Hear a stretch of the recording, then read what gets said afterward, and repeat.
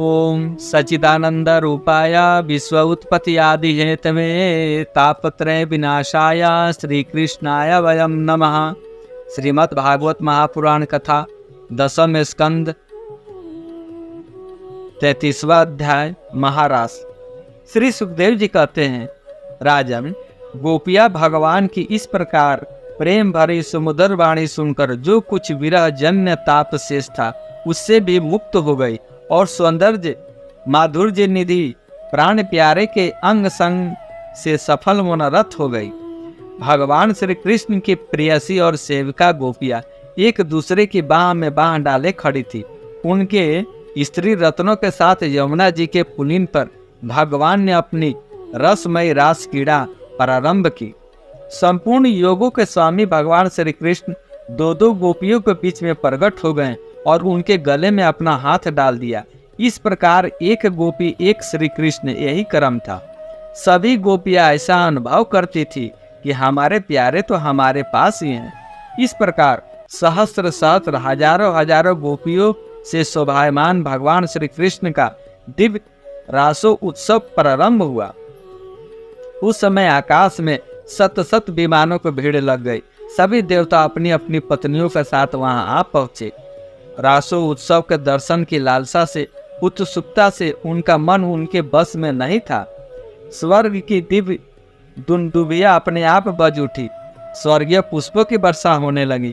गंधर्वगण अपनी अपनी पत्नियों के साथ भगवान के निर्मल यश का गान करने लगे।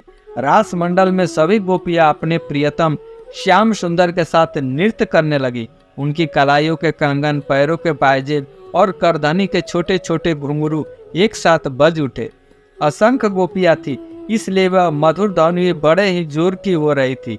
यमुना जी के रमण रेती पर ब्रज सुंदरियों के बीच में भगवान श्री कृष्ण की बड़ी अनोखी शोभा हुई।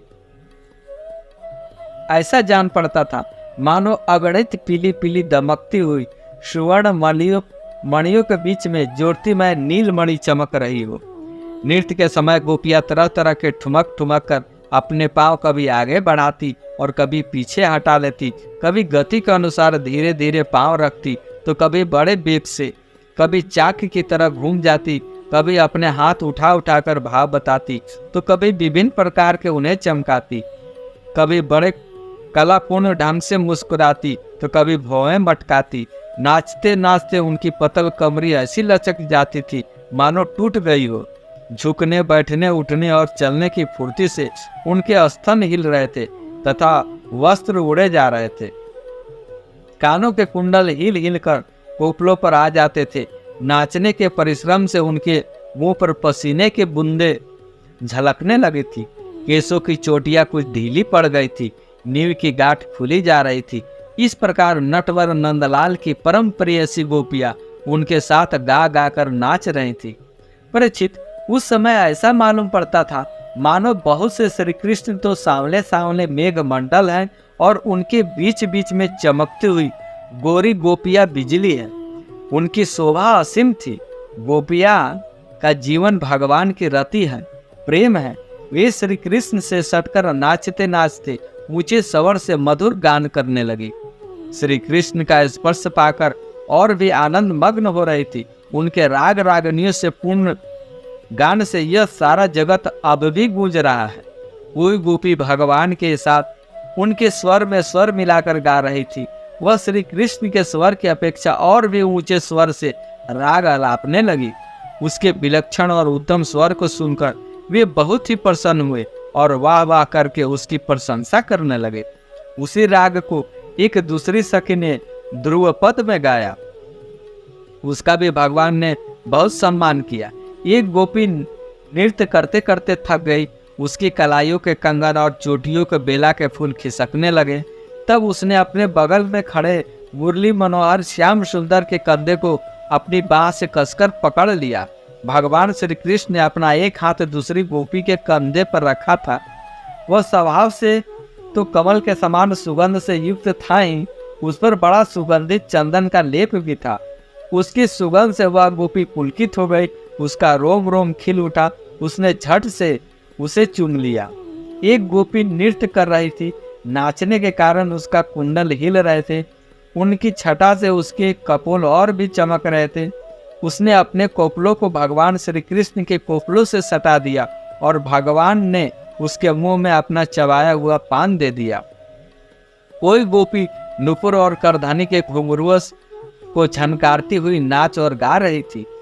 जब वह बहुत थक गई तब उसने अपने बगल में खड़े श्याम सुंदर के शीतल कर कमल को अपने दोनों स्तनों पर रख लिया।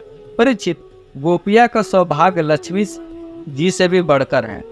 लक्ष्मी जी के परम प्रियतम एकांत वल्लभ भगवान श्री कृष्ण को अपने परम प्रियतम के रूप में पाकर गोपिया गान करती हुई उनके साथ विहार करने लगी। भगवान श्री कृष्ण उनके गलों को अपने भुजा पास में बांध रखा था। उस समय गोपियों को बड़ी अपूर्व शोभा थी। उनके कानों में कमल के कुंडल शोभायमान थे, घुंघराली हल्के कोपलों पर लटक रही थी। पसीने के बूंदे झलकने से उनकी मुख की छटा निराली हो गई थी। वे रास मंडल में भगवान श्री कृष्ण के साथ नृत्य कर रही थी। उनके कंगर और पायजेबू बाज रहे थे। भौरे उनके साथ ताल और सुर में अपना सुर मिलाकर गा रहे थे और उनके जूड़ों तथा चोटियों के गूथे में फूल गिरते जा रहे थे।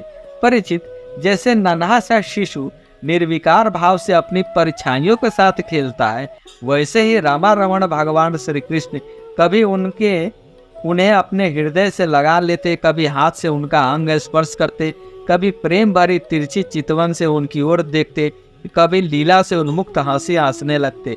इस प्रकार उन्होंने ब्रज सुंदरियों के साथ रास क्रीड़ा की, विहार किया। परिचित, भगवान के अंगों का स्पर्श प्राप्त करके गोपियों की इंद्रियां प्रेम और आनंद से विहल हो गई।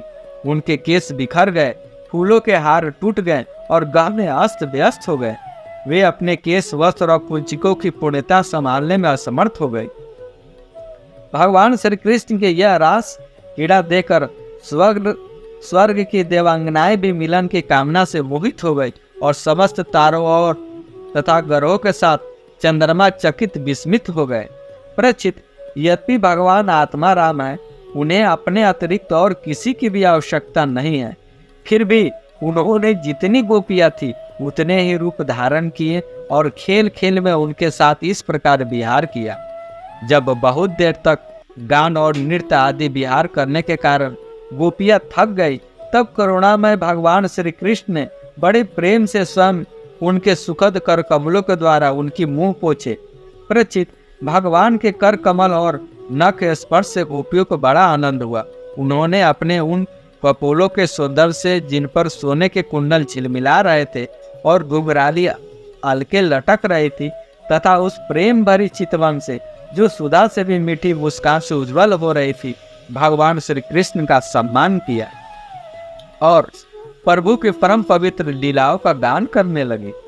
इसके बाद जैसे थका हुआ गजराज किनारों को तोड़ता हुआ हथेलियों के साथ जल में घुसकर क्रीड़ा करता है, वैसे ही लोक और वेद की मर्यादा का अतिक्रमण करने वाले भगवान ने अपनी थकान दूर करने के लिए गोपियों के साथ जल क्रीड़ा करने के उद्देश्य से यमुना के जल में प्रवेश किया। उस समय भगवान की बनमाला गोपियों की अंग के रगड़ से कुछ कुचली सी गई थी। उनके वक्ष स्थल की केसर से वह रंग भी गई थी। उसके चारों ओर गुनगुनाते हुए भौरे उनके पीछे पीछे इस प्रकार चल रहे थे, मानो गंधर्वराज उनकी कीर्ति का गान करते हुए पीछे पीछे चल रहे हैं।